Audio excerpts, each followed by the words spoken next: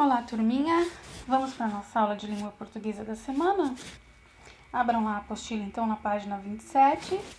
Nós faremos, a princípio, 2 atividades relacionadas à atividade da semana passada. Vocês se lembram? Nós trabalhamos o uso do C cedilha, não é mesmo? Então, na questão 10 aí da página 27, vocês têm que circular as letras que apareceram depois do C cedilha. Que letras? Que palavras? Das palavras que vocês recortaram e colaram aí na letra B da página 26. Vocês tiveram essa atividade para fazer, certo?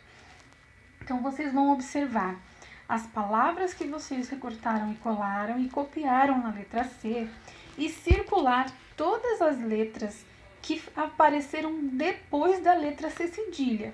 Quais as vogais que apareceram depois deles? Então, são 3 vogais que vocês vão observar que aparecem, então, depois do C cedilha nas palavras. Então, vocês vão registrar aí na questão 10. Na questão 11, é um caça-palavras, de palavrinhas, de vocábulos, escritos com C cedilha também. Então, são 10 palavras que vocês terão que encontrar para depois registrar nas 2 linhazinhas aí de baixo. Então, pintem as palavras conforme vocês forem encontrando, todas elas. Pode pintar cada uma de uma cor para ficar bem destacado, bem colorido, bem feito. E registrem, então, embaixo as 10 palavrinhas encontradas por vocês, ok? Na sequência, nós faremos a atividade do quadro. Atividades com palavras paroxítonas e proparoxítonas. Também um assunto que nós já estamos trabalhando há bastante tempo, que são palavrinhas que a gente consegue diferenciar através da sílaba tônica. O que é mesmo sílaba tônica? É a sílaba mais forte que aparece na palavra. Então, palavras paroxítonas têm a sílaba mais forte localizada na penúltima sílaba. Toda vez que eu pronuncio uma palavra paroxítona, a sílaba forte é a penúltima. Diferente da proparoxítona, que toda vez que eu pronuncio uma palavra proparoxítona, a sílaba forte está sempre na antepenúltima sílaba. Certo, turminha? Então, nós vamos trabalhar novamente com o texto Declaração Universal dos Direitos da Água. E lá nós vamos observar algumas palavras, porém, temos uma legenda aqui, ó, para observar e para prestar atenção. Legenda. No quadrinho azul aí, são palavras terminadas em ditongo. E o que é palavras paroxítonas terminadas em ditongo? São aquelas que têm... Ditongo são 2 vogais juntas, né? Quando eu tenho 2 vogais juntas e elas ficam na mesma sílaba. Então, por exemplo, eu preciso achar palavras que são paroxítonas, que têm a penúltima sílaba mais forte e que, além disso, essa sílaba tem 2 vogais juntas. Eu tenho que encontrar palavras paroxítonas que são terminadas em L, ou seja, palavras que têm a penúltima sílaba mais forte, porém termina com L. E palavras proparoxítonas, que são aquelas que têm a antepenúltima sílaba mais forte. Aí, encontrei as palavras, é bom vocês irem destacando, né, sublinhando toda vez que você encontrar uma palavrinha, para que depois no quadro você consiga identificar onde é que eu vou colocar cada palavra. Então, no primeiro quadro, à esquerda, palavrinhas terminadas em ditongo, que são aquelas que têm as vogais juntinhas na mesma sílaba. No meio são as palavrinhas paroxítonas terminadas em L. São aquelas, então, que têm a penúltima sílaba mais forte, mas que a palavra termina com a letra L. E por último, as palavras proparoxítonas. Lembrando de uma dica que eu já dei para vocês. Todas as palavrinhas proparoxítonas são acentuadas, ok? E as proparoxítonas são as palavras que possuem a sílaba antepenúltima mais forte. Tudo bem, turminha? Então, com essas dicas, vocês já conseguem realizar essa atividade, tá bom? Precisa preencher todo o quadro? Não terão palavras suficientes para preencher todo o quadro. Então, para isso, eu já vou dar uma dica para vocês. Palavras terminadas em ditongo, sim, vou preencher todo o quadro desse lado. As terminadas em L são 2 apenas. E as proparoxítonas são 3, ok? Mãos à obra aí. Na sequência, nós temos aí a Declaração dos Direitos da Água em cartões telefônicos. Acredito que vocês nem saibam o que isso significa, mas a mãe, o pai, os avós certamente saberão e poderão contar um pouquinho aí para vocês de como isso era usado e para que servia, né? Mas vamos fazer a leitura aqui do texto juntos? Sobre esse gênero textual que nós temos aqui também mais embaixo, você sabia que é um texto de curiosidade, para que então a gente consiga responder as questões que vêm a seguir. Tudo bem? Então acompanhe. O tema água está presente em nosso dia a dia e a proteção a esse bem precioso é uma obrigação nossa com as gerações presentes e futuras. As empresas de telefonia, há aproximadamente 3 décadas, 30 anos, em sua função multicomunicativa, tanto possibilitam que as pessoas tanto possibilitaram que as pessoas conversassem a longa distância, quanto promoviam a divulgação de mensagens interessantes e importantes. Entre essas mensagens, o uso consciente da água. Leia o texto a seguir e conheça algumas curiosidades sobre o tema e sobre o suporte de texto cartão telefônico. Então, você sabia que o tema água já esteve presente nos cartões telefônicos? Na época em que os cartões telefônicos estavam em ascensão, traziam imagens que divulgavam e valorizavam os aspectos físicos e socioculturais das regiões onde circulavam. Os cartões telefônicos, além de terem como tema a água, traziam outras temáticas, como datas comemorativas, jogos infantis, lendas folclóricas, receitas culinárias, provérbios e etc. Muitas dicas para a economia da água eram apresentadas no verso dos cartões telefônicos e imagens correspondentes a essas dicas no anverso. São perguntas de você sabia, né? Você sabia então que antes dos cartões telefônicos, as ligações em orelhões, aqueles telefones públicos, eram feitas com moedas, sendo essa forma substituídas por fichas telefônicas, pelo fato de haver constantes mudanças da moeda brasileira e a cada mudança haver necessidade de um novo dispositivo? Se vocês já não devem conhecer o cartão, imagine então a ficha, né, telefônica. Olha ela aí à sua direita. Essas são imagens de fichas telefônicas que antecederam, que vieram antes dos cartões telefônicos. Também o vovô, a vovó, os pais podem lembrar aí, né, que nós usávamos antes do celular, antes dos telefones, nós precisávamos nos comunicar com alguém, íamos até o orelhão e para fazer uma ligação teria que ser ou através das fichinhas e depois através dos cartões telefônicos. Então vamos para a página seguinte. Aí vocês têm a imagem na página 29 de um modelinho de cartão telefônico. Esse daí é a frente, vocês têm aí à esquerda a frente do cartão e o verso, tá? Que é a parte de trás do cartão. Aí você pode se perguntar aí, você já viu um telefone público? Aqueles em que antigamente, alguns lugares ainda é possível encontrar, mas antigamente, praticamente em cada esquina tinha um orelhão, né? Aqueles telefones públicos que realmente tem um formato de orelha, né? Por isso o nome orelhão. Você já viu cartões telefônicos? E o que havia no anverso, ou seja, na frente, e no verso, atrás? Em sua opinião, os textos presentes no verso dos cartões telefônicos despertavam a curiosidade do usuário do cartão? Justifique. Você conhece alguém que coleciona cartões telefônicos? Quem? Você já viu uma coleção de cartões telefônicos? Como era? Qual a temática da coleção que mais lhe chamou a atenção? Então aqui são perguntinhas, gente, apenas para reflexão. Você não precisa responder nem no caderno, tá bom?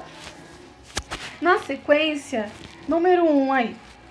As empresas de telefonia criaram as fichas e, na sequência, os cartões telefônicos. Em sua opinião, com que finalidade foram criadas essas fichas e esses cartões? Vocês acham que foi necessário criar esse tipo de material para apresentar textos e imagens interessantes, para efetivar a comunicação oral via telefone ou para colaborar com os colecionadores de fichas telefônicas? Qual é a função, então, que tinha a ficha telefônica e o cartão telefônico? Marque o X na resposta que você achar correta. 2. Sublinhe no texto "você sabia que", aquele que nós lemos agora há pouco, o fato que justificou a substituição das moedas e depois dos cartões. Então, volte lá no texto "você sabia que" e sublinhe, né? Passe uma linha, um traço embaixo da frase que explica por que, quando foi e o que aconteceu que precisaram, então, substituir as moedas por fichas e depois por cartões. E na 3, copie do texto o que os cartões divulgavam e valorizavam na época de sua ascensão. Ou seja, gente, quando ele era muito utilizado. Que tipo de divulgação e valorização era feita através dos textos nos cartões telefônicos? Então, essa é a questão 3 da página 29. E aí, nós passamos para a página 30. Copie do texto algumas das temáticas apresentadas nos cartões telefônicos. Então, vocês aí vão identificar lá no texto o que era mais, qual tipo de imagem, né? Que tipo de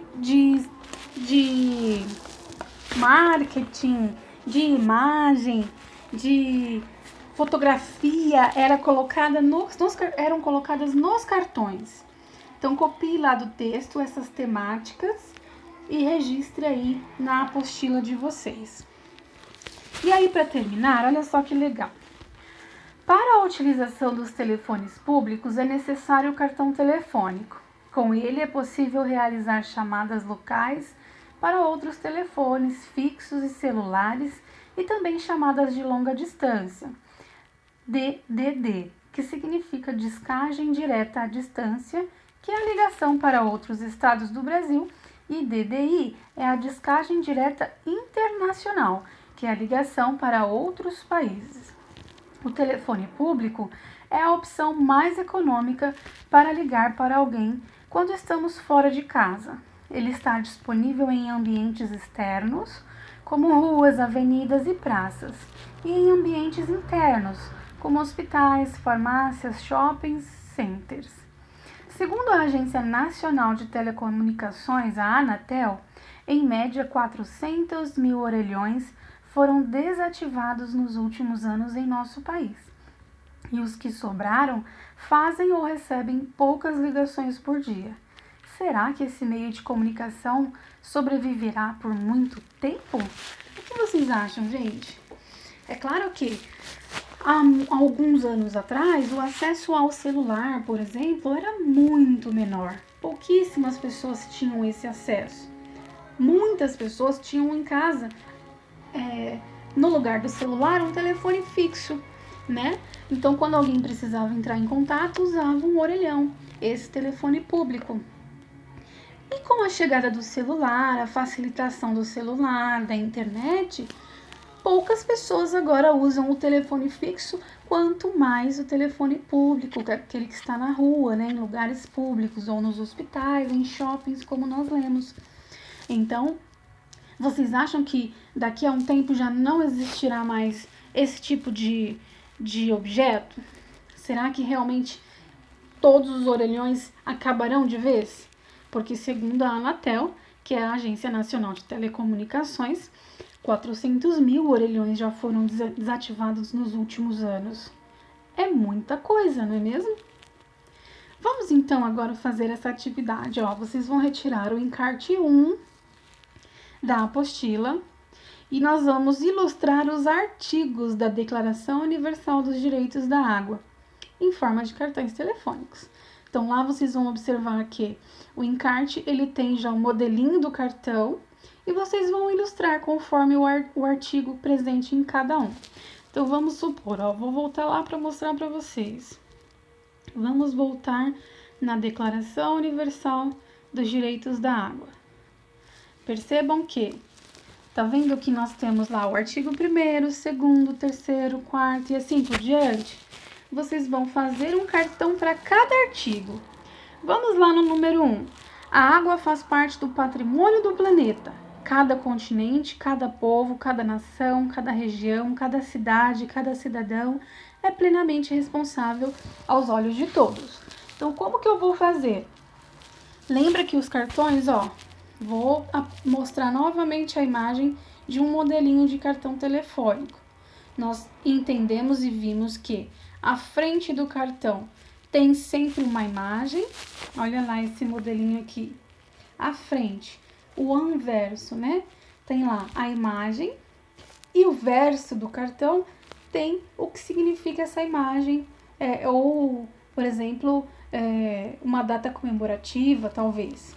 Então, na atividade de agora do encarte, você vai pegar. Primeiro, voltando aqui, você vai pegar lá o encarte. Onde está escrito frente é onde você vai fazer uma ilustração bem bonita. E atrás, que é o verso, você vai escrever o artigo que você escolheu, ok? Então, por exemplo, se você copiou aí no verso o artigo 1, o desenho da frente do artigo 1 tem que ser relacionado ao que o artigo está dizendo. Então, isso vocês farão com todo o espacinho que vocês têm aí do encarte 1 para essa atividade. Tudo bem, gente? Para terminar, observem lá na página seguinte como são, né, alguns orelhões, telefones públicos. Olha lá, nas imagens, tem na Bahia, tem no Mato Grosso do Sul, em São Paulo, Minas Gerais, Rio Grande do Norte, Alagoas. Você já conhecia alguns desses telefones públicos? Onde você já viu um? Na cidade onde você mora tem orelhões assim, temáticos? Olha só, um em forma de sapato, o outro em forma de tucano, olha só que legal. Então você vai aí tentar pesquisar com seus familiares outras formas de comunicação utilizadas pelas pessoas atualmente. E junto com os familiares aí, nós vamos você vai organizar aí um mural, um painel. Como assim, Pro? Você vai pesquisar outras formas de comunicação utilizadas pelas... Hoje em dia, nós vimos que o orelhão já não é muito usado. O que as pessoas usam hoje como forma de se comunicar? Então, você pode aí ou desenhar numa folha à parte, ou recortar e colar, ok? E colocar lá como tema, meios de comunicação utilizados atualmente, tá? E aí você tira foto e envia para a professora. Certo, turminha? Tudo bem até aqui? Não esqueça, tá? De mandar foto para a professora. Pode fazer no caderno de português, não tem problema, tá? Observem aí os orelhões. Olha aquele ali do Mato Grosso do Sul em forma de uma onça, né? De um tigre, de um animal silvestre. Muito legal. E aí vocês vão pesquisar aí outras formas de comunicação que são usadas hoje em dia pelas pessoas. Façam essa pesquisa, coloquem lá no caderninho em forma de desenho ou recorte colagem e envie foto para a professora. Tá certo? Então, ficamos por aqui na aula de português. Até a próxima!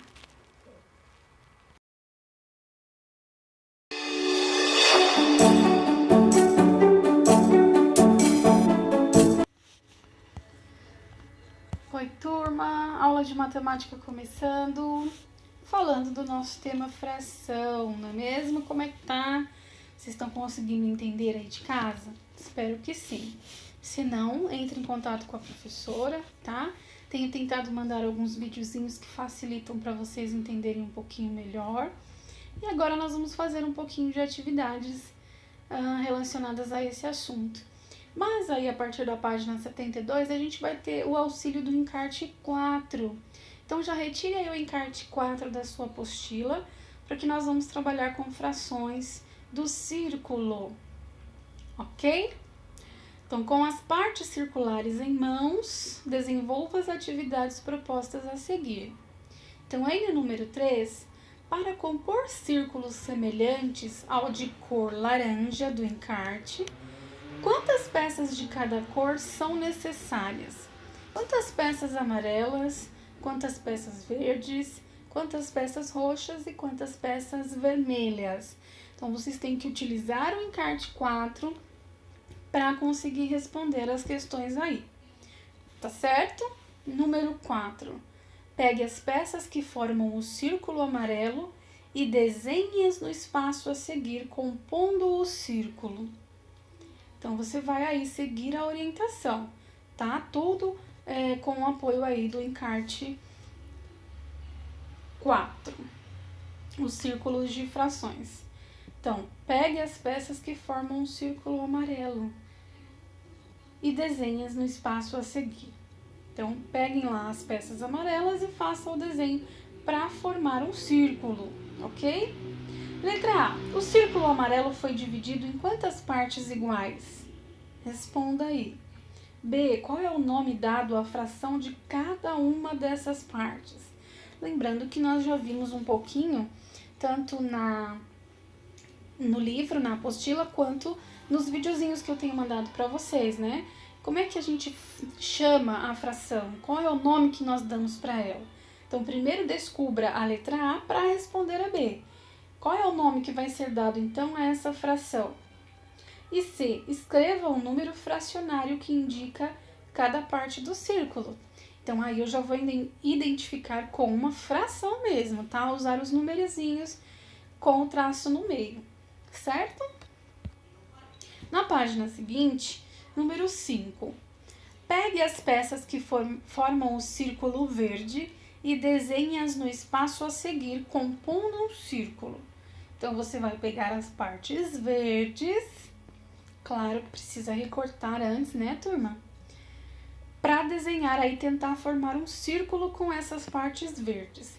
E faça aí a ilustração, ou reproduza aí como que ficou esse círculo aí dentro do quadro. Letra A. O círculo foi dividido em quantas partes iguais? Quantas partes iguais, gente, foi dividido esse círculo? Letra B. Qual é o dado à fração de cada uma dessas partes? Então, lembrem lá que nós temos que dar um nomezinho para essa fração. E na letra C também vou identificar com o número fracionário. Vou usar o número da fração representando aí com um tracinho no meio, ok? Na letra C, eu vou pegar as peças que formam um círculo roxo e desenhar no espaço a seguir. Então, peguem todas as pecinhas roxas para formar, então, um círculo. E, então, responder. Esse círculo foi dividido em quantas partes iguais? E depois, qual é o nome dado a essa fração? E depois, escreva o número fracionário. Então, aquele númerozinho que é separado por um traço no meio. E letra D. Qual é o número fracionário de duas partes do mesmo roxo? Aí, olha a pergunta, presta atenção. Qual é o número fracionário de duas partes do círculo roxo? Então, prestem atenção para colocar dentro do quadrinho aí a fração. E aí, na página 74, 7. Agora, pegue as peças que formam um círculo vermelho e desenhe-as no espaço a seguir, compondo o círculo. Então, agora, gente, todas as peças vermelhas. Para responder, letra A, o círculo foi dividido em quantas partes iguais? Qual é o nome que é dado a cada uma dessas partes? E escreva, então, o número fracionário. Depois, e qual é o número fracionário de 3 partes do círculo vermelho? Escreva como se lê.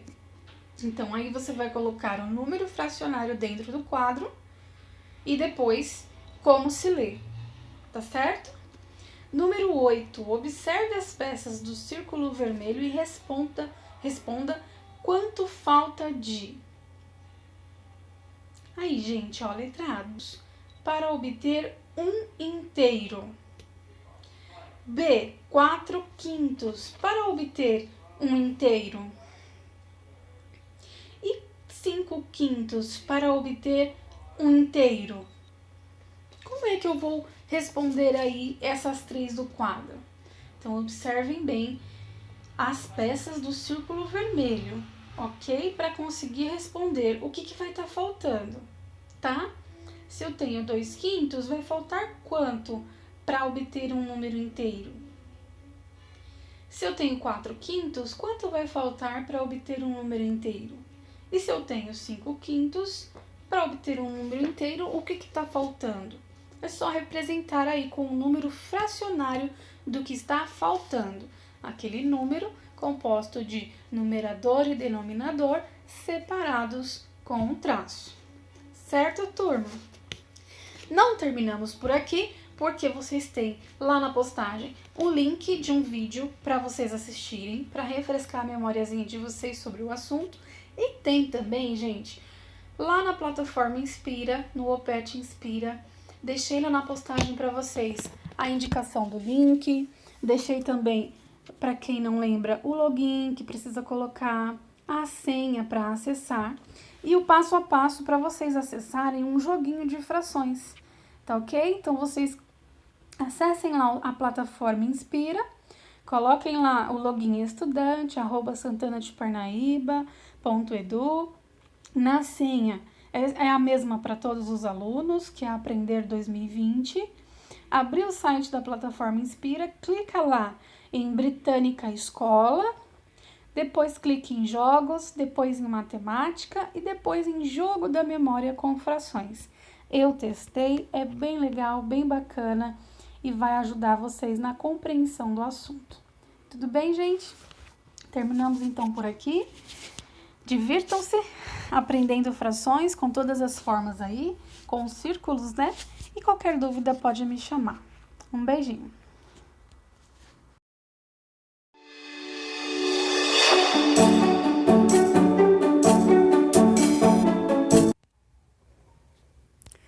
Olá, turminha.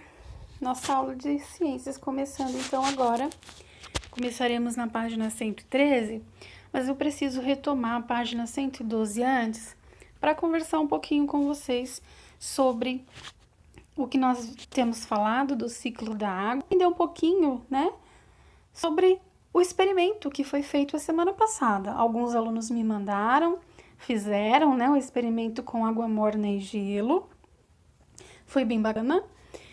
Vocês tiveram, né, que pegar um vidro transparente, colocar então água morna até a metade, tampar o vidro e observar o que aconteceria, certo? Vocês perceberam que as paredes do vidro começaram a suar? É isso que acontece, né? Quando foi colocada então a água morna e tampado o vidro, as paredes do vidro começaram a suar. Mas e depois, então, que foi colocado os cubos de gelo em cima da tampa? O que será que aconteceu? Elas começaram a escorrer, não foi isso que aconteceu? A água que está nas paredes, né, do vidro começaram a escorrer. E por que será que as paredes do vidro começaram a suar? De onde é que veio esse suor todo? Porque é que ao colocar os cubos de gelo sobre a tampa, a água começou a escorrer dentro do vidro. Então, olhem aí na página 113. As etapas observadas durante a realização do experimento simulam o que acontece com a água presente, por exemplo, nos rios e oceanos. O calor do sol aquece a água presente na superfície terrestre, dos rios, lagos, oceanos, solos e seres vivos. E junto com a ação dos ventos, provoca a evaporação. Na evaporação, a água passa do estado líquido para o estado gasoso, formando o vapor da água, invisível aos nossos olhos e presente na atmosfera. Ao chegar às camadas mais altas da atmosfera, onde as temperaturas são mais baixas, o vapor da água passa para o estado líquido, formando as nuvens. É a condensação. As nuvens são formadas por muitas pequenas gotas de água. É o que você observou quando as paredes do vidro ficaram suadas. O vapor da água, ao encontrar as paredes mais frias do vidro, se condensou, formou gotículas de água. O gelo sobre a tampa simula as temperaturas frias que o vapor encontra quando sobe na atmosfera. Nas nuvens, as gotas de água se juntam e ficam cada vez maiores, até que não conseguem mais ficar suspensas no ar e acabam caindo em forma de chuva. É a precipitação. No experimento, você notou que as gotas de água foram ficando cada vez maiores até começarem a escorrer pelas paredes do vidro.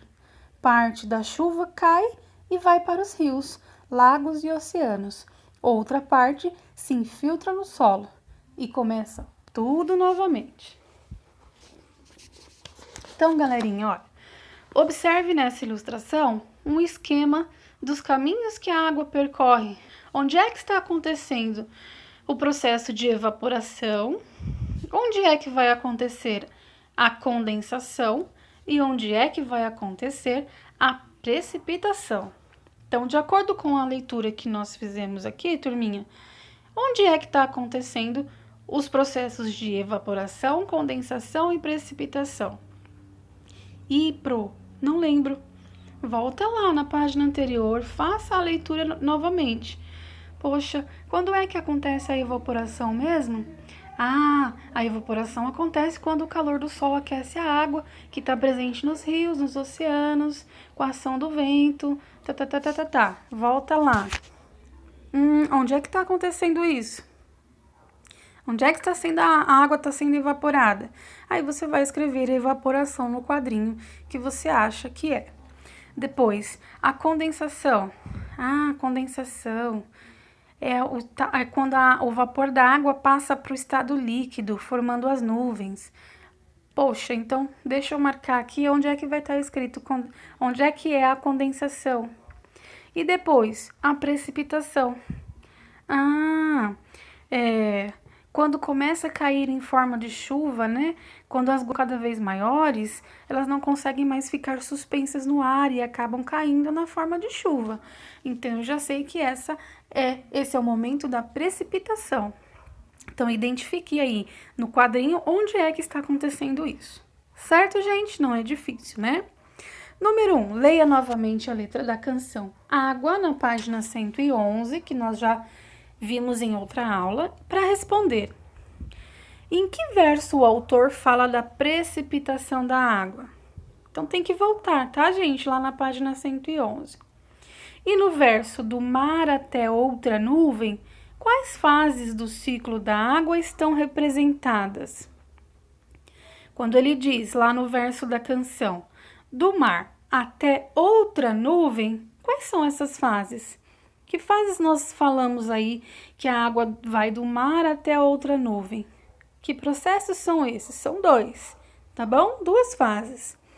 E aí você vai registrar, então, na letra B. Para terminar, nós temos página 115. Para onde vai a água da roupa quando ela seca? Vocês já fizeram essa pergunta?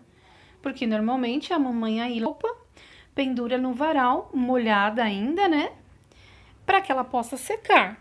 E essa água da roupa, para onde, hein? Que tal você ajudar a responder essa questão? Pense no que você aprendeu sobre o ciclo da água e ajude na elaboração da resposta. Então, gente, entendendo todo o processo que o ciclo da água tem, de onde começa, por onde passa, até termina e quando volta tudo novamente, porque é o ciclo, né? Sempre vai haver o mesmo processo.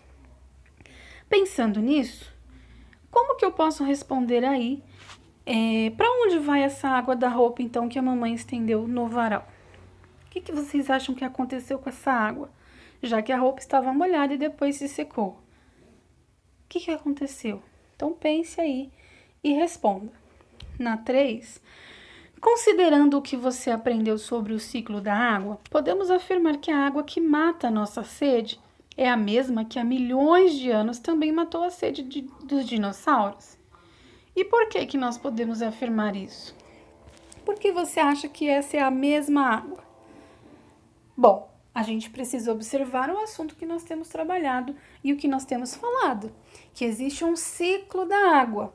O ciclo quer dizer que a água vai e volta, que ele se repete, não é mesmo? Então, a gente pode afirmar que essa é a mesma água que há milhões de anos eram bebidas pelos dinossauros.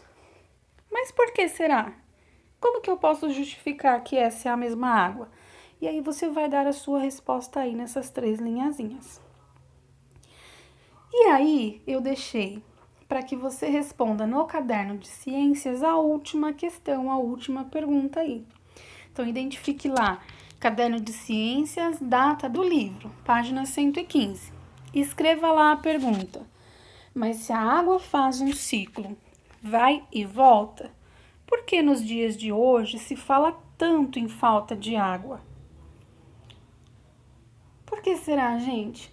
Se a gente aprendeu que a água tem um ciclo, que esse ciclo se repete, vai e volta, vai e volta. Por quê? Mesmo assim, hoje em dia, a gente fala tanto sobre a falta da água, sobre a possibilidade dela acabar. Por que você acha? Então, você vai dar a sua opinião aí no livro, no caderno de ciências, para essa perguntinha aí. Tudo bem? Então, tentem reler, tá? Os textos anteriores, para não ficar dúvida. Qualquer dúvida também pode entrar em contato, não tem problema, tá certo? E bons estudos para vocês. Não esqueçam que na postagem eu deixei o link lá, Cartilha Planeta Água, Ciclo da Água. Então, quem puder, acesse lá no YouTube, que é bem legal para vocês também terem uma visão um pouco maior de como funciona aí o ciclo da água. Tá certo, turminha? Então, terminamos a nossa aula de ciências da semana. Até breve.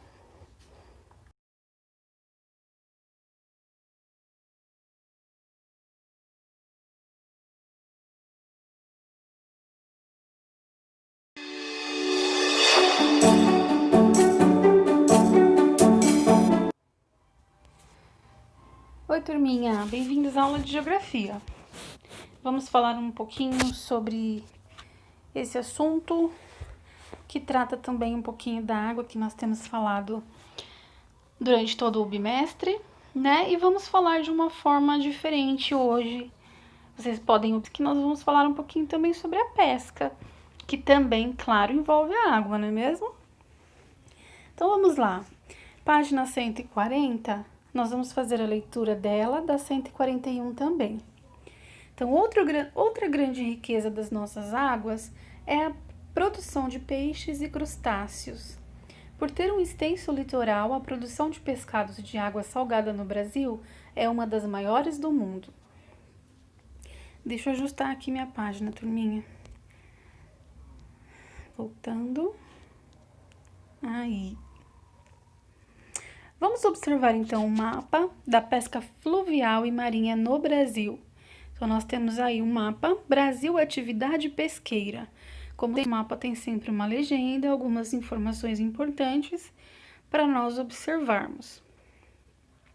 O estado de Santa Catarina é o maior produtor de pescado de origem marinha e tem o maior parque pesqueiro industrial do Brasil.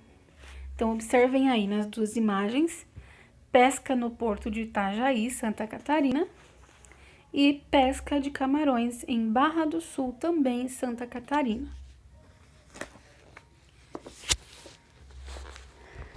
Além da pesca marinha, os grandes rios brasileiros também permitem o desenvolvimento da pesca de peixes de água doce.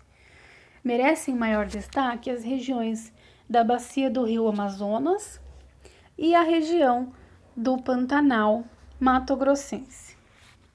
A produtividade pesqueira dos rios da Amazônia é a base de economia de muitas populações ribeirinhas. Nas grandes cidades da região, como Manaus e Belém, os mercados vendem uma enorme variedade de peixes de água doce, como o tucunaré e o pirarucu. Então, olhem aí, quantidade de peixes sendo vendidos ali no mercado de peixes em Manaus. E aí, mais embaixo, nós temos o pirarucu, que é um dos maiores peixes de água doce do Brasil e do mundo. Pode atingir até 200 quilos e 3 metros de comprimento. É encontrado em quase toda a Amazônia, principalmente na região de águas calmas. Seu nome vem de 2 peixes e urucum vermelho, devido à cor da sua cauda. Dele não se aproveita somente a carne, mas também a pele para fazer roupas, sapatos e bolsas. Olha lá, curiosidade, né, gente? Então, na página 142, vocês vão observar a imagem do quadro A Pesca para responder as questões aí. A, B e C. Então, observem o quadro, observem a imagem. Essa obra, ela chama-se A Pesca. Vamos tentar conversar aí com alguém de casa sobre as questões a seguir, para tentar entender um pouquinho? O que vocês acham que essa obra de arte está expressando, gente? Observando bem de que forma ela foi feita, quem são os personagens, dá pra gente observar e saber qual é o local. Observem os detalhes. Ela está querendo expressar o que, essa obra de arte? Letra B. Como que deve ser a vida das pessoas que vivem da pesca? Vocês já tentaram imaginar? Como é que será que vivem a vida? Como é a vida, né? Das pessoas que vivem, sobrevivem com esse trabalho, pesca.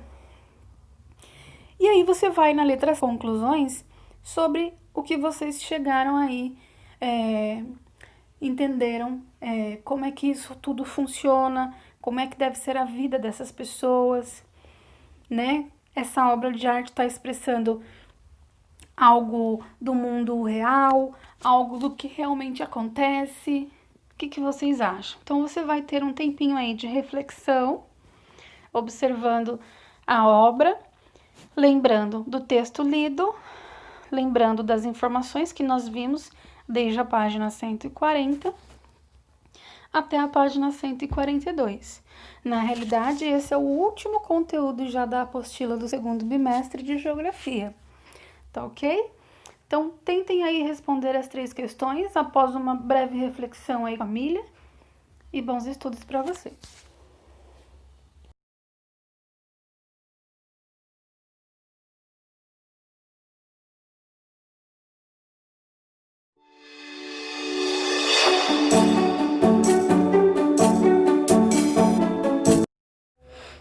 Oi, turma, bem-vindos à aula de História da semana. Nós vamos fechar, né, na verdade, o conteúdo da apostila desse bimestre. São as 3 últimas páginas.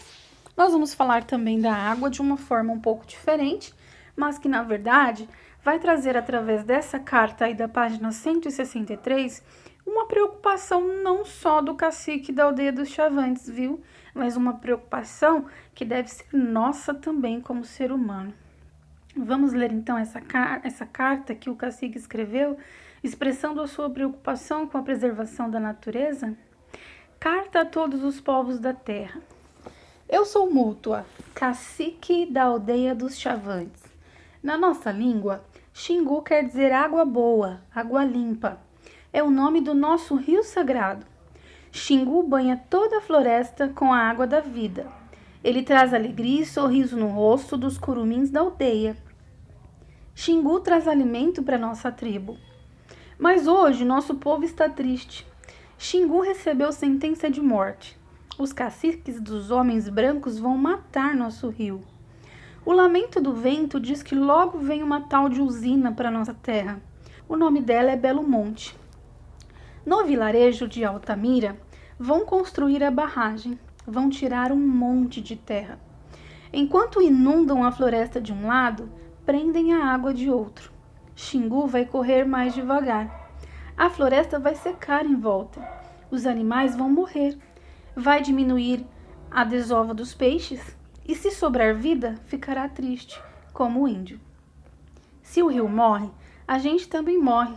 Os animais, a floresta, a roça, o peixe, tudo morre. Aprendi isso com meu pai, o grande cacique Aritana, que me ensinou como fincar o peixe na água usando a flecha para servir nosso alimento. Hoje pela manhã, o vento me levou para a floresta. O espírito do vento é apressado, tem de correr mundo, soprar o saber da alma da natureza nos ouvidos dos outros pajés. Mas o homem branco está surdo e há muito tempo não ouve mais o vento. Eu falei com a floresta, com o vento, com o céu e com o xingu. Entendo a língua da arara, da onça, do macaco, do tamanduá, da anta e do tatu. O sol, a lua e a terra são sagrados para nós. Quando um índio nasce, ele se torna parte da mãe natureza. É verdade que depois que o homem branco chegou, o homem vermelho nunca mais foi o mesmo. Na roça, ainda com a mandioca, que é o nosso principal alimento, o sol me acordou dançando no meu rosto, e o vento trouxe o clamor do rio que está bravo. Sou corajoso, guerreiro, não temo nada. Eu aprendi desde pequeno a falar com o grande espírito da floresta. Quem foi o primeiro a ferir o corpo de Xingu? Meu coração apertado como a polpa do pequi não tem coragem de dizer que foi o representante do reino dos homens. O sol me acordou brincando no meu rosto. O dia se abriu e me perguntou da vida do rio. Se mataram o Xingu, todos veremos o alimento virar areia. Agora, o madeireiro e o fazendeiro espremeram o índio perto do rio com o cultivo de pastos para boi e plantações mergulhadas no veneno. A terra está estragada. Depois de matar a nossa floresta, nossos animais, sujar nossos rios e derrubar nossas árvores, querem matar Xingu. O homem branco devia saber que nada cresce se não prestar reverência à vida e à natureza. Tudo o que acontecer aqui vai voar com o vento que não tem fronteiras. Recairá um dia em calor e sofrimento para outros povos distantes do mundo.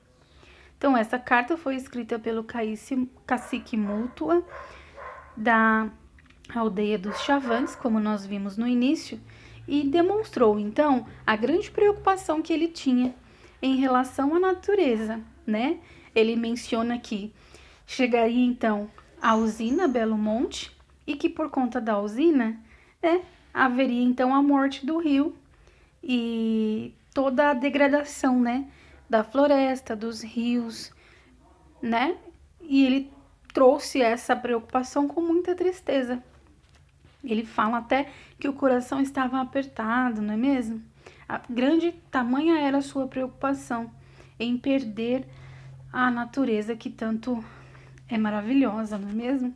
E aí do lado vocês também que nós vimos, assim como em geografia, a pesca, que também é utilizada lá pelos indígenas do Xingu, lá no Mato Grosso. Então, vocês vão poder agora refletir um pouquinho sobre a carta do cacique, pensando aí, como é que o cacique compreende a vida do rio? O que ele pensa, né? O que deu para entender como ele pensa sobre essa natureza, sobre essa vida do rio?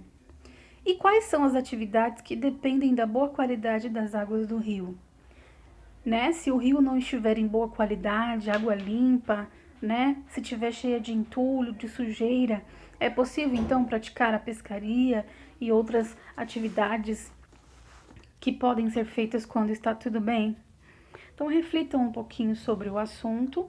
Para que na página 165, vou tentar abrir aqui para vocês, mas a minha página está com problema, não vai abrir inteira. Mas aí na página 125 vocês têm uma atividade que é para organizar a partir da carta do cacique e da reflexão que vocês fizerem aí em casa sobre a natureza, né, sobre a preservação dos rios, da água, até para quem se utiliza da água para trabalho, como os pescadores, né? Vocês vão destacar aí quais são as atitudes necessárias para preservar a vida dos rios, né, das florestas. O que a gente precisa para preservar essa natureza que nós temos, que é tão linda, que Deus nos deu? Depois, nesse espaço em branco, vocês vão poder registrar e apresentar informações sobre as conclusões que vocês chegaram. Então, eu posso tanto ilustrar, como também escrever alguma coisa, né? Sobre a conclusão que você chega de que atitude para preservar a vida, as florestas, né? O que é necessário fazer em forma de cartaz, como eu coloquei lá na postagem. E é necessário, viu, turminha, que mande foto para a professora depois disso realizado, tá bom? Então, terminem as atividades aí, registrem em forma de cartaz aí. Cartaz a gente sabe que tem que ter um título, que tem que ter algo que chame a atenção para quem for ler, sentir vontade de ver todo o resto. E vocês podem se utilizar de recorte colagem, pode se utilizar de desenhos, fiquem à vontade, tudo bem? Contanto que vocês consigam registrar nesse espaço quais são as atitudes que nós precisamos ter para preservar a vida. Que vida? O nosso meio ambiente, as nossas florestas, os nossos rios. Tudo bem, turminha? Encerramos então a semana por aqui. Ótimos